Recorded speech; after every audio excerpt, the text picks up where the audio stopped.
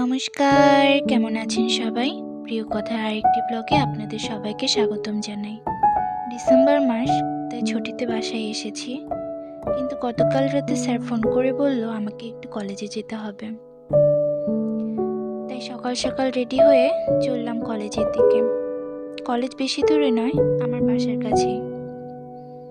এই তো চলে এসেছি প্রায় কলেজের কাছাকাছি। গোবিন্দগঞ্জ মহিলা ডিগ্রি কলেজ। আমি এই কলেজের প্রাক্তন ছাত্রী। কলেজে এলাম, একটা কাজ আছে। কি কাজ সেটা একটু পরে জানাচ্ছি। চলুন কলেজটা একবার আপনাদের দেখিয়ে নিই। সবারই বোধহয় এমন হয়, পুরনো স্কুল, কলেজ বা ভার্সিটি এগুলোর প্রতি যেন আলাদাই আবেগ কাজ করে। সেই পুরনো ক্যাম্পাস, সেই করিডোর, এই করিডোর ধরে আমি কত না হেঁটে গেছি, কত আড্ডা দিয়েছি।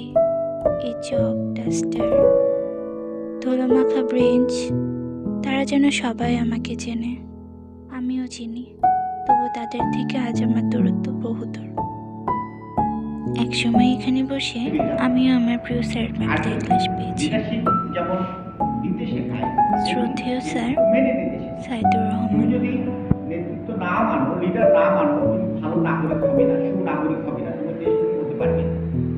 এবং লিডারশিপ আরেকজনের নেতৃত্ব মেনে নেওয়াটাও এটা হলো ধর্মের কথা, সবের কাজ।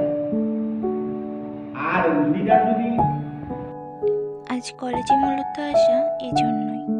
আমার হাতে পুরস্কার তুলে দিচ্ছেন শ্রদ্ধেয় প্রিন্সিপাল স্যার।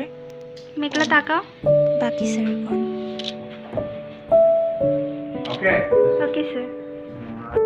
জাতীয় শিক্ষা সপ্তাহ 2024-এ আমরা যারা প্রথম স্থান অধিকার করেছি তাদের প্রথম পুরস্কার। আপনারা সবাই আশীর্বাদ করবেন, এভাবেই যেন জীবনের সফলতাগুলো অর্জন করতে পারি। আজকের ব্লগটি এই পর্যন্তই। ব্লগটি ভালো লাগলে অবশ্যই লাইক, কমেন্ট, শেয়ার করে দেবেন।